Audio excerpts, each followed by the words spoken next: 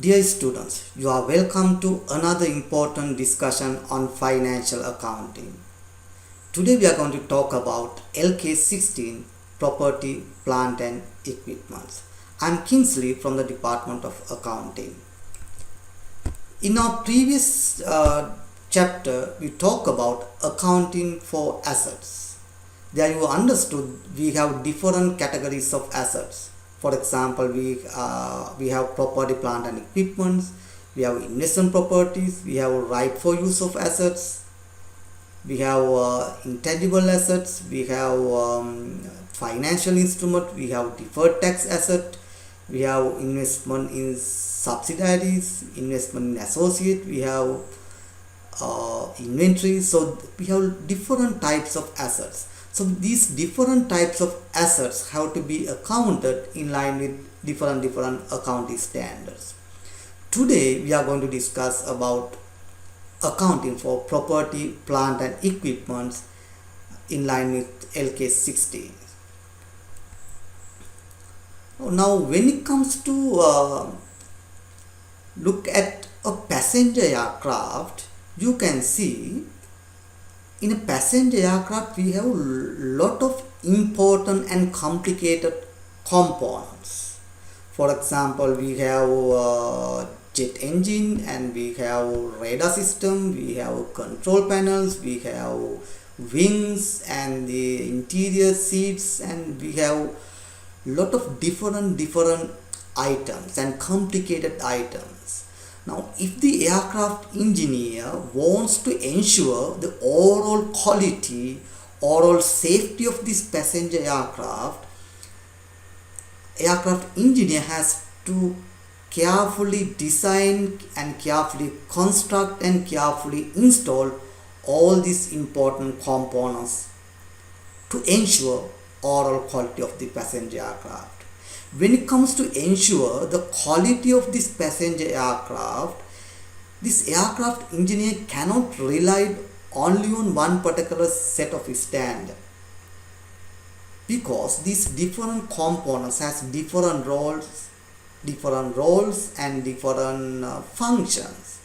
For example, as far as this jet engine is concerned, it is very crucial, and the standards that is applicable for the construction of this jet engine is quite different from the standards that is applicable for this wheel systems. So wheel system also plays a very crucial role. Wheel system and the shock absorber systems, they accept the shocks when the aircraft lands. And the radar system also has a different very important role. And the right, when it comes to construct and install the radar system, you have to ensure the different kind of standards to ensure the quality. So you can see when it comes to ensure the overall quality of this passenger aircraft, in order to ensure the safety of the passengers, we need to rely on different standards of quality, or different quality standards to ensure the quality of the key components of the passenger aircraft.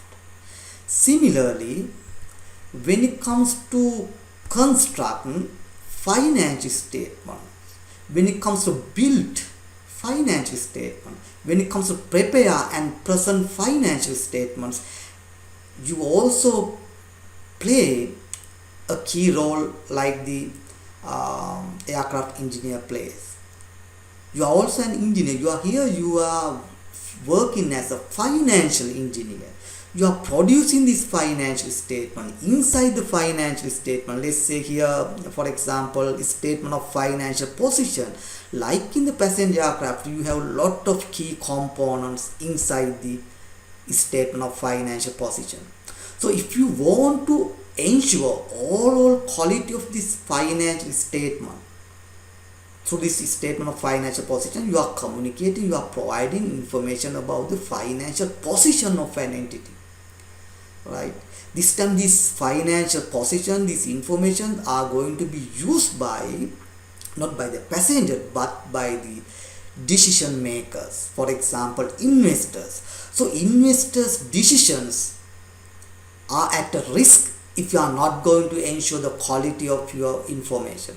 So when it comes to ensure the quality of this information that you are going to be communicated through financial statement, you cannot rely upon one particular or two or few standards. You need to comply with different standards, because there are different standards to ensure the quality of these different line items. So accordingly, as far as property, plant and equipment is concerned, you have LK16 that provide guidelines how to prepare, how to present and how to disclose information related to property, plant and equipment. Then right to use of assets should be accounted in line with LK17, and the lease as renters paid in advance in line with LK17. Investment properties in line with LK40. So you can see there are different elements, and we have different standards to ensure overall quality of the information you are going to communicate through your financial statements. In our discussion, we are going to talk about property, plant and equipment in line with LK16. So don't think you have to account for these line items only by complying with respect to one particular standard. Some line items has to be recognized, measured and presented and disclosed in line with two or more accounting standards. As far as our discussion is concerned, our discussion is limited only for LK16, property, plant and equipment. Okay, these are learning outcomes. At the end of this chapter, you should be able to identify the criteria for recognition of PP and their measurement at recognition. Then describe and distinguish between the cost model and revaluation model for measurement of PP after initial recognition. Then describe the nature and recognition of depreciation and accounting for disposal of property, plant and equipment. Finally, the disclosure requirement for PPE. So in general, if you are going to study or if you are going to master any accounting standard, you need to basically focus on 4 areas of any standard. First, you need to be familiar with the key terms or key terminologies or key technical terms that are relating to your standards. Then, what are the recognition criteria for the elements we are going to discuss? Then, what is the how to measure at initial recognition and how to subsequently measure at the reporting date. Finally, what are the disclosure requirements? Right. In this chapter also, we are going to discuss definition of key terms, recognition criteria, measurement at initial recognition, measurement after initial recognition at the reporting date, finally disclosure requirements. In addition, according to the nature of this particular standard, we are going to discuss accounting treatment for depreciation and accounting for disposal of property, plant and equipment as well. Okay, what is PP?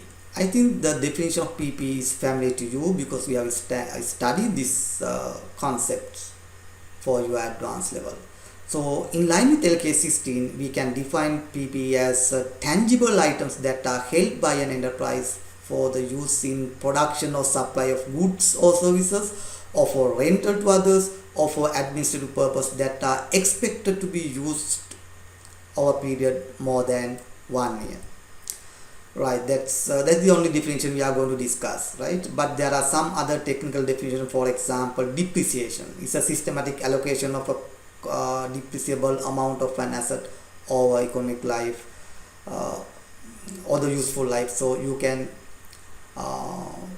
refer and read LK16 standards for your additional further readings to be familiar with the technical terms.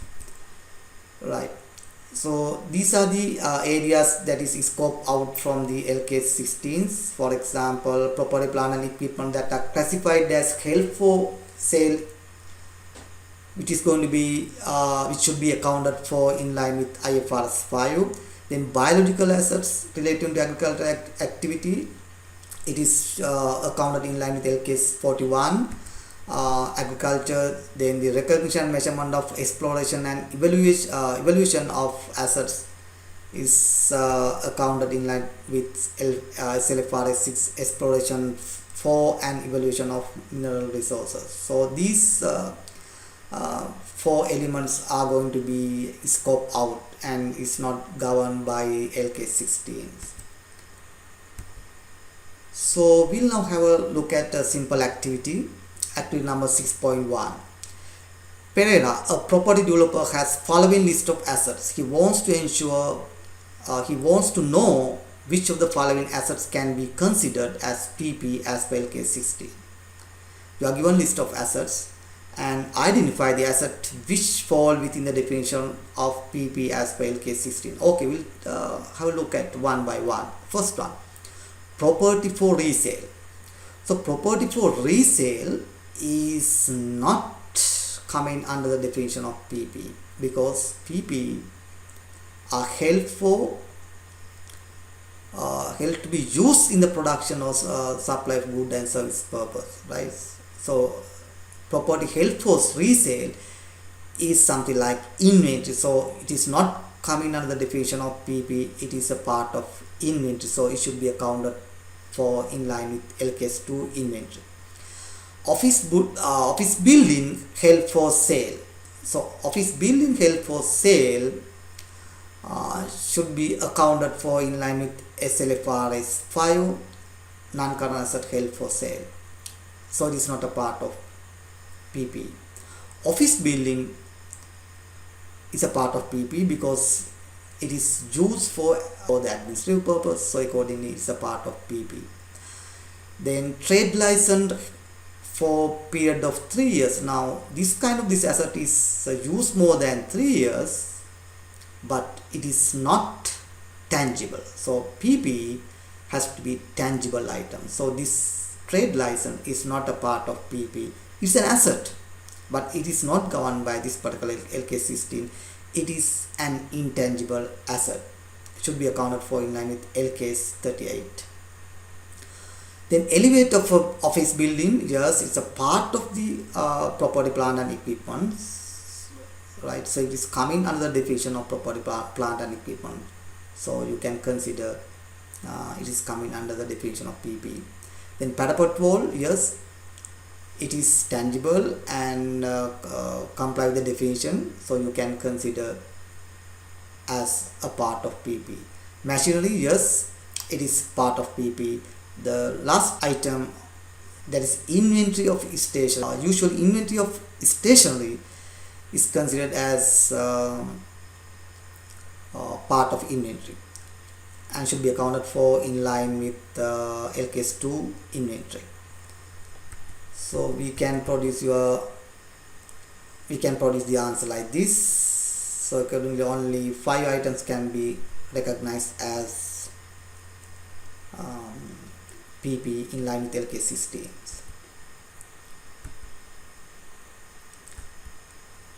Okay, then recognition criteria for PP. We'll now see how to recognize an item of PP. What are the conditions or criteria required to be satisfied. So in line with LK16, the cost of an item of PP should be recognized as an asset if and only if these two conditions are satisfied. Condition number 1, it is probable that future economic benefit associated with the asset will flow to the enterprise. So accordingly, if you incur any cost on behalf of any element of property, plant and equipment, you can recognize that cost as an item of property, plant and equipment or as an asset if and only if that cost will bring future economic benefits. Then second thing, cost or the amount of cost you incurred can be measured reliably. So if you want to recognize any payments, any cost that you incurred on behalf of any element of assets, you want to satisfy these two conditions for you to recognize that payment or that cost as a part of PPE. Then so there are some other guidelines that is important when recognizing PP in your financial statement. So when it comes to recognize spare parts and other standby items, sometimes company may maintain or keep spare parts or servicing equipment to provide services to your property, plant and equipment. Generally, spare parts and servicing equipment are not considered as a part of property, plant and equipment, and they are usually considered as a part of your inventory, and they are considered as a cost or expense in your P&L as and when they consume. But the major spare parts and standby equipments that you maintain, that you keep to be used with your existing property, plant and equipment, can be considered as a part of property, plant and equipment if they are going to be used over a period of more than 1 year. Again, spare parts and other standby equipments can be considered as part of PP if they are going to be used over a period of more than 1 year.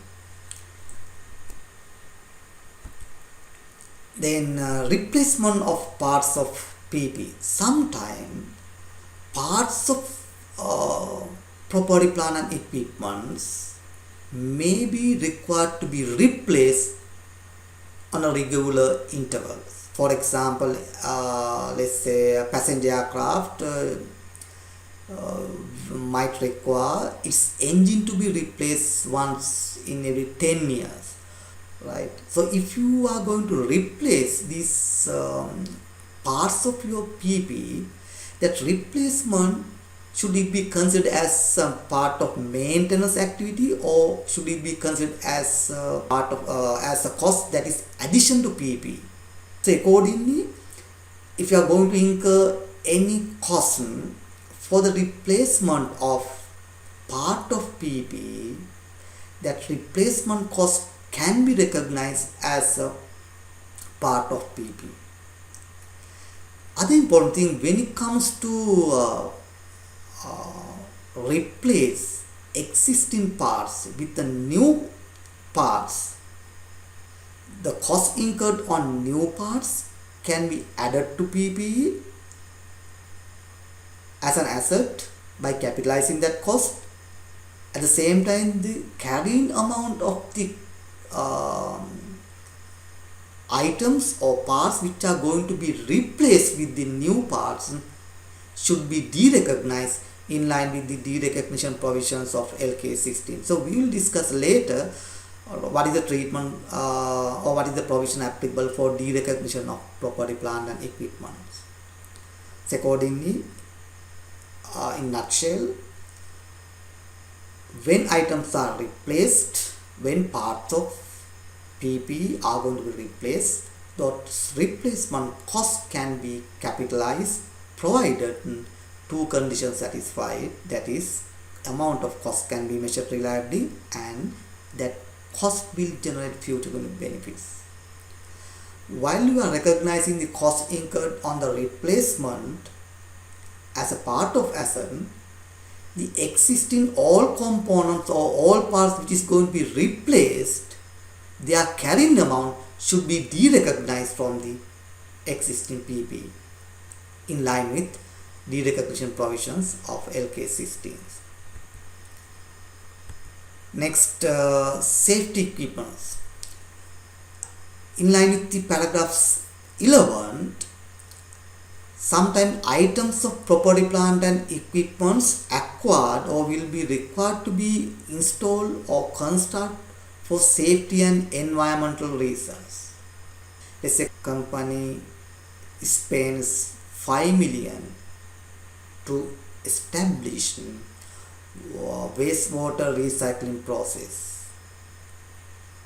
This particular wastewater recycling process, the cost to incur 5 million may not generate future benefits directly, but this payment will enable for the company to comply with the environmental rules and regulations, so you are allowed to generate future benefit through your other components of the property, plant and equipment, because without complying with the environmental rules and regulations you are not allowed to operate your properties or plants.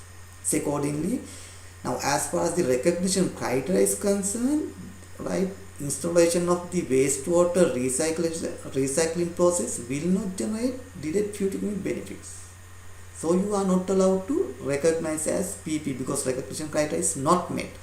But this particular paragraph 11 allows you to recognize even such cost as a part of PP, because that cost, even if it is not, even if it does not generate future benefit alone, it will enable the company to generate future benefit through other property, plant and equipments.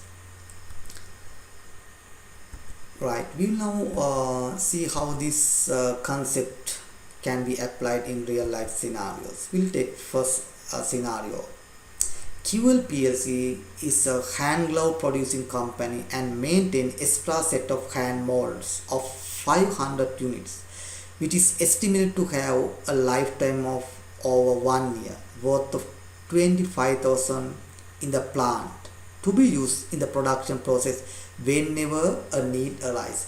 Now this time the company used 500 hand molds, each worth 25,000. Now as far as each individual part or spare part is concerned, is not that significant, but is going to be used over a period of 1 year. So accordingly, company can recognize this as a part of PP by aggregating the values of all these 500 units, because these spare parts have an economic life over 1 year. So you can allow or you are allowed to add all these 500 units value together and recognize it as a part of your PP. And when it comes to depreciate, you can depreciate aggregated value according to by applying a suitable depreciation basis. So you can produce your answer like this, right? You can make a reference to the LK16, like saying made spare parts and standby equipments that are expected to be used more than 1 year period falls under definition of PP. Usually spare parts and servicing equipments are not allowed to be capitalized because they are usually considered as a part of maintenance cost.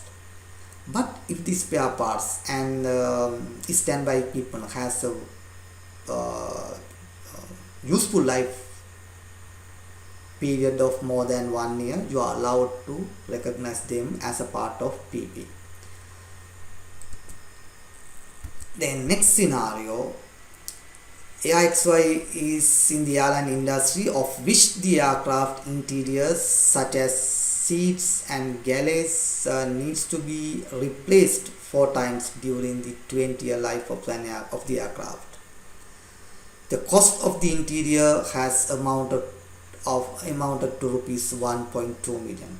So this time the aircraft has different components, as I explained at the beginning when I get in an approach to the discussion.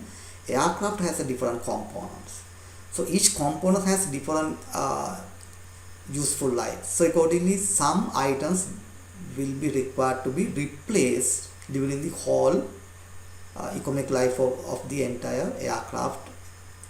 So accordingly,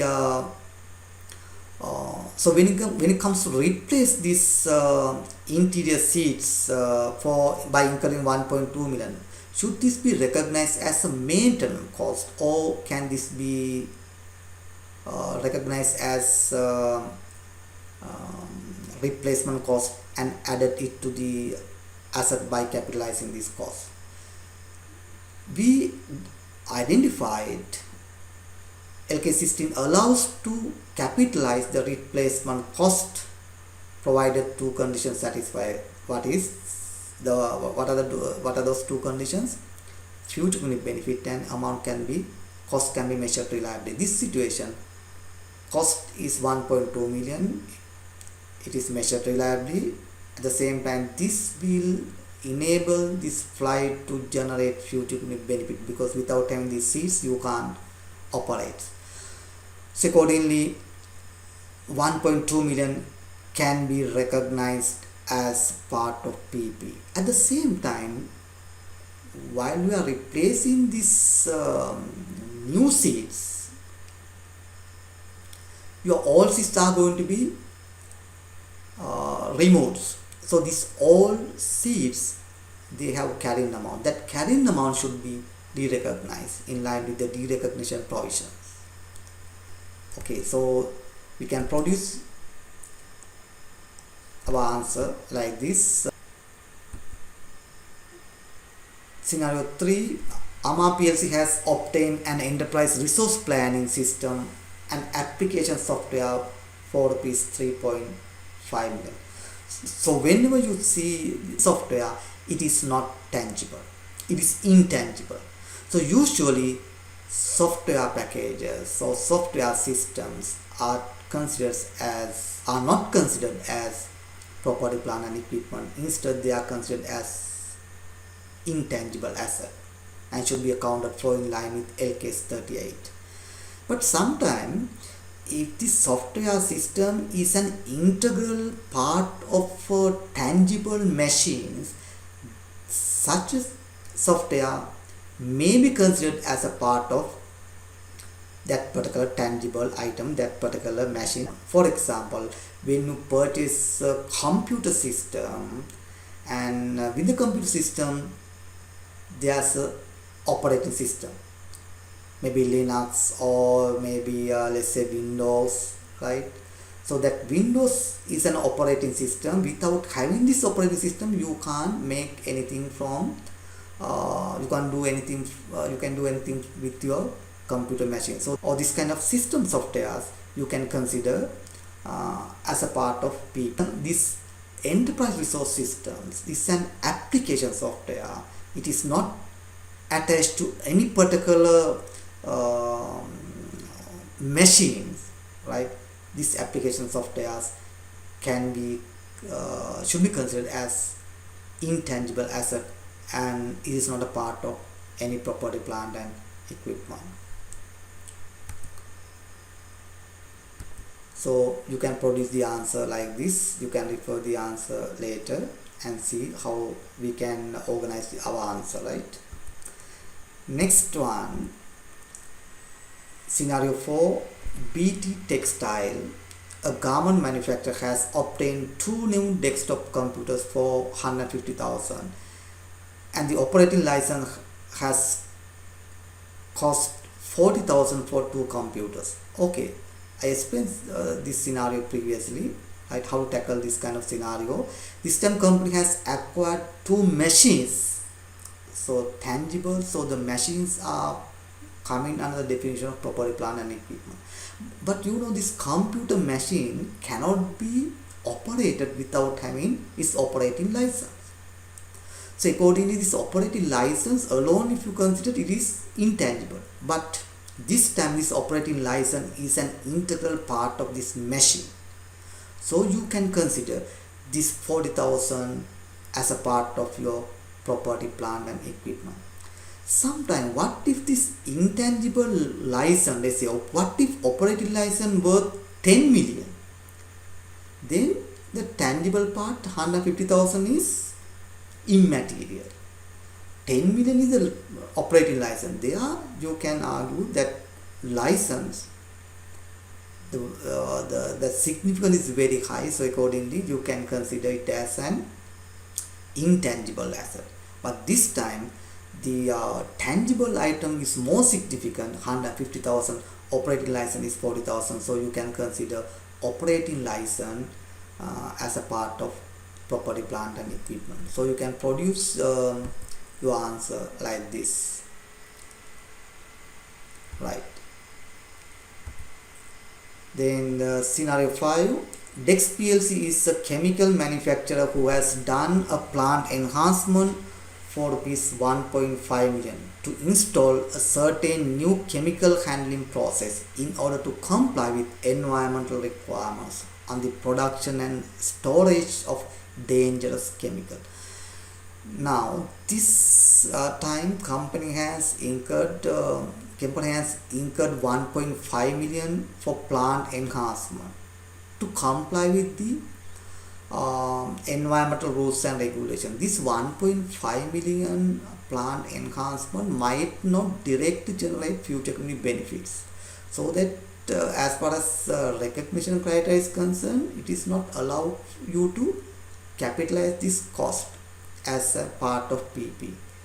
But LK 16 paragraph 11 allows you to capitalize these kind of costs that you incur to comply with safety and environmental reasons. So accordingly, this 1.5 million can be capitalized as a part of your property, plant and equipment, because this cost will let you to generate future economic benefits through other parts of PP. So accordingly, you can capitalize. So you can produce the answer like this. You can read the answer. You can see how the answer is organized later leisurely, right? So we'll move on to our next topic, next subtopic, measurement at initial recognition. So far we discussed some definitions relating to property, plant and equipment.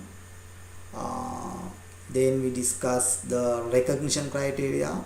Mainly there are two recognition criteria.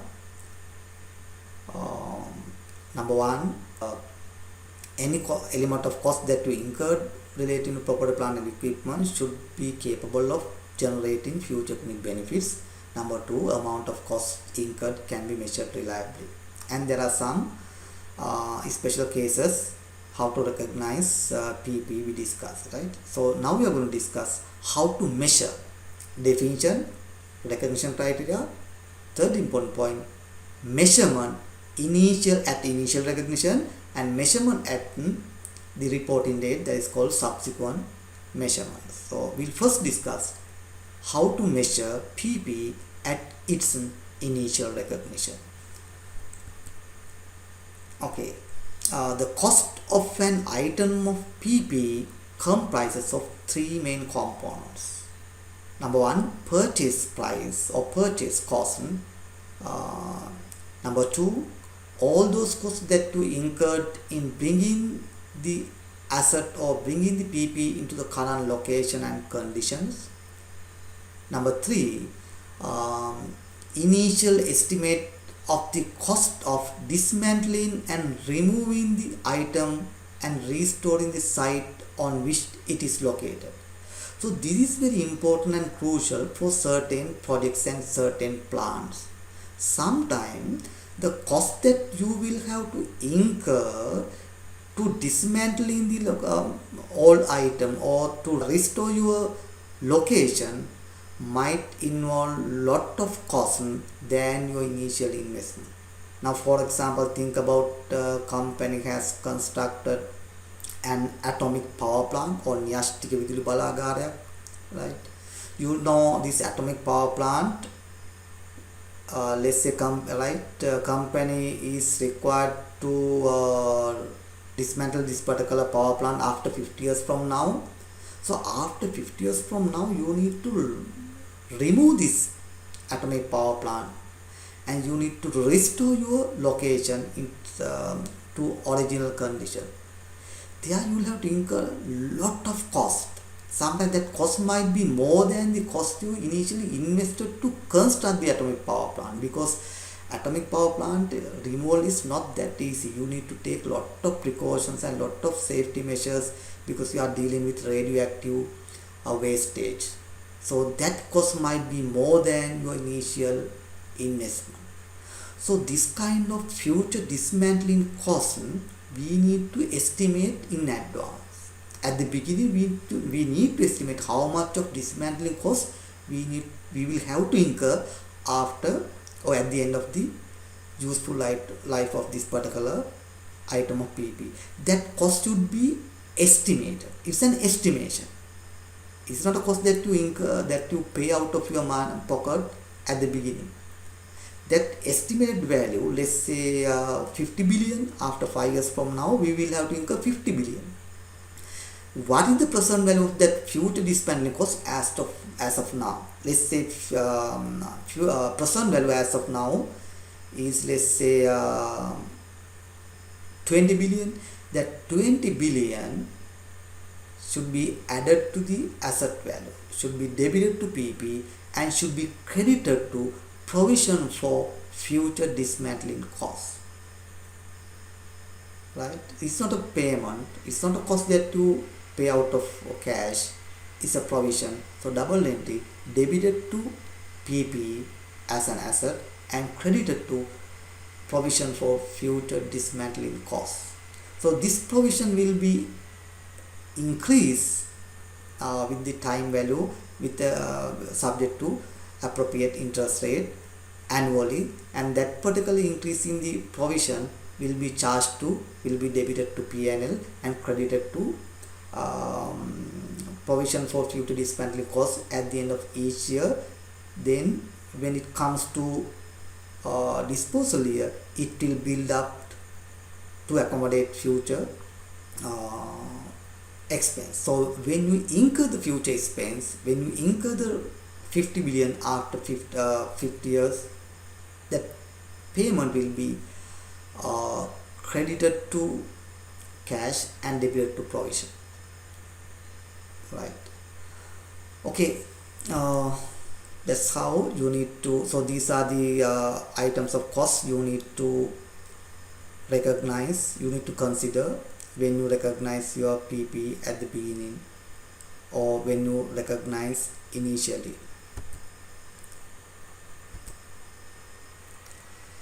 So LK16 has stated mentioned certain elements of cost as the allowed expenses that you can capitalize with your PP at the initial recognition. So accordingly, cost of employee benefits arising directly from construction or acquisition of item of PP. Let's say employee payments of the salaries paid to employees who are involved in the construction of the building, it can be capitalized. Cost of site preparation, right? So if you are going to incur certain cost for site preparation, it can be capitalized with your PP. Then initially delivery and handling costs, installation and assembly cost, and cost of testing whether the asset is functioning properly, these costs can be capitalized. When it comes to testing costs can be capitalized only if that testing is performed at the beginning of the installation process. So once the commercial production is started, and later on, if in case the machine is breakdown, and if you made again a kind of renovation and modification, and if you are going to again make a testing, that testing cost cannot be capitalized. Right before the commercial production is started, if you incur any raw material cost for testing your machines or the plant, that testing cost can be capitalized. Let's say company install a soap making plant. So once the soap making plant installed, you want to ensure whether that machine will properly functions and will produce soap as you design. Secondly, you need to put some raw material and see whether that particular plant ultimately produce expected tablets of soap. Secondly, you will put certain raw material to your production process or the plant and see whether you are getting the standard product. So the cost you incurred for this particular testing process can be capitalized. But if you can sell this output, let's say you produce certain tablets of soap, and these soaps can be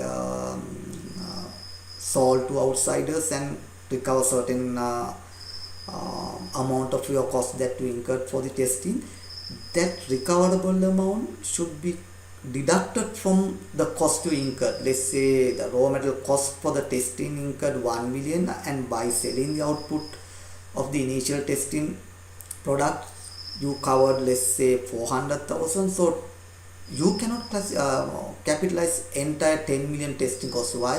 By selling your output you could cover 400,000. For 10 million cost, well, you can cover 400,000. So accordingly only 600,000 can be capitalized.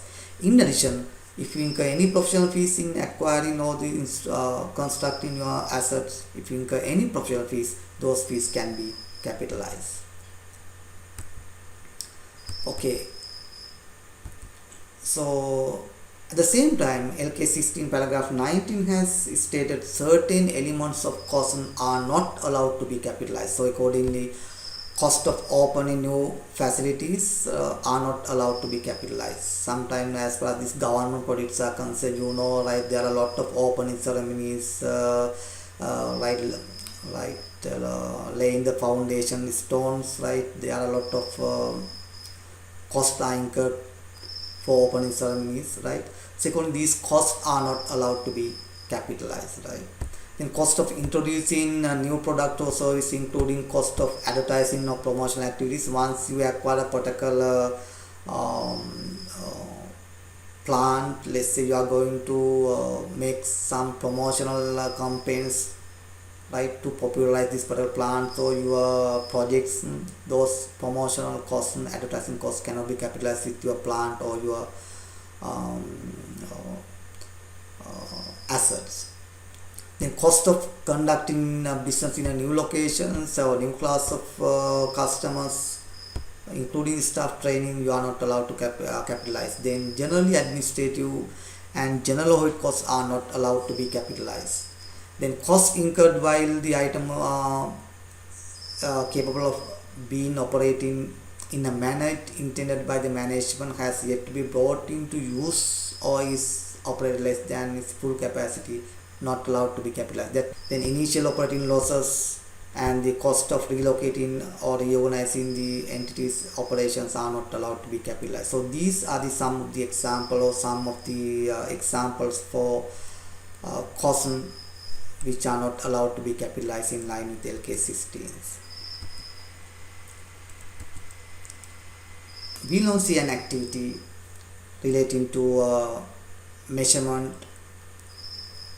at initial recognition.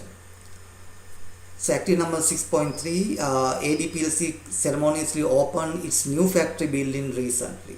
In order to acquire the land in which the new factory is located, company issued 10,000 ordinary shares at rupees 250 each. Company used its own funds to complete factory building and cost incurred as follows. So you can see you are given set of costs that the company has incurred in building the factory, given like this, and you are asked to determine the recognition cost relating to land and factory building. Okay, we will now see how to tackle this activity. Now, as far as cost of land is concerned, company has acquired the land in a share exchange. Company has issued 10,000 shares at a price of 250. So the fair value of these shares you have given is 2.5 million. So it can be considered as the cost of the land. So 2.5 million can be capitalized. Now, as far as factory building construction is concerned, you have incurred these costs. The first column represents the cost we have incurred as given in the question, and the second column represents cost elements we considered for capitalizing. So cost of site preparation can be capitalized. Cost of architecture fee 150,000 you can capitalize. Cost of construction material you can capitalize. Cost of labor you are allowed to capitalize, you can capitalize 540,000. Overhead costs relating to construction of factory building. So overhead costs directly relating to construction of factory building that you can separately recognize from that of the general overhead cost can be capitalized. So general administration cost cannot be classified. Don't think administrative costs cannot be classified, right? Administrative costs relating to factory building can be capitalized, but this time it merely says administrative costs or administrative related expenses. So these costs you can assume are general administrative costs. So you are not going to classify it as a cost that can be capitalized. Then cost of consultant fees 125,000 you are allowed to capitalize. Cost of engineer's fee 350,000 capitalize, you can capitalize. Cost of installation of fire extinguishers under safety regulations 88,000, and the waste management practices, in order to comply with the waste management practices 102,000. Altogether these two cost 109,000. You have incurred not to directly generate future economic benefits, but to comply with the environmental regulations.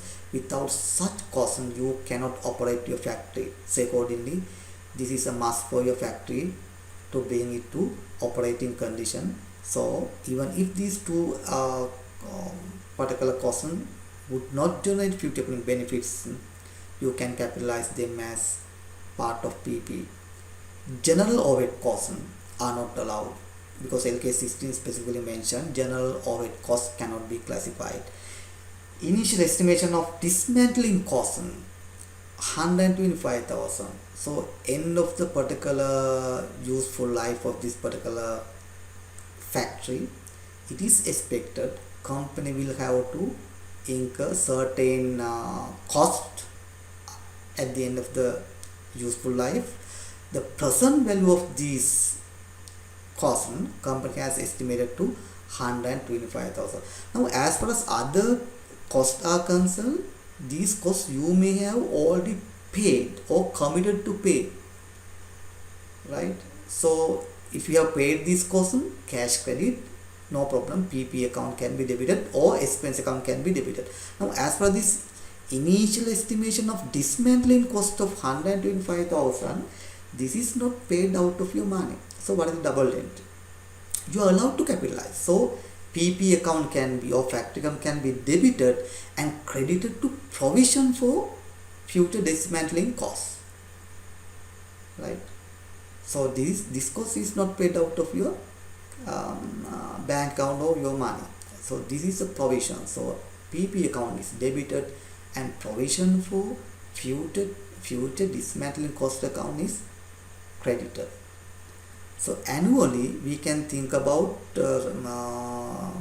with a suitable interest rate, this provision should be increased. So when the provision is increased, P&L is debited, provision account should be credited. So when we are keep doing this for some during the economic life of the asset, end of the period, end of the economic life of the asset, your provision for dismantling cost account will build up to suitable required amount, so that you can you can pay that cost out of your cash. So when you pay that amount, it will not be an expense in that particular year. So when you pay that dismantling cost, when you incur dismantling cost at the end of the economic life, cash account or bank account credit, provision for dismantling account is going to be debited. So you can now see that dismantling cost is not going to be debited to the future P&L. It's not going, your future P&L account is not going to be suffered, because that dismantling cost recognized at the beginning as a part of your asset. Okay, so accordingly the total of this allowable cost to be capitalized is 3,850,000. This plus 2.5 million, 6,350,000 is the value of your factory. Okay, Next we are going to discuss the measurement after initial recognition. So we'll discuss measurement after initial recognition in our next video.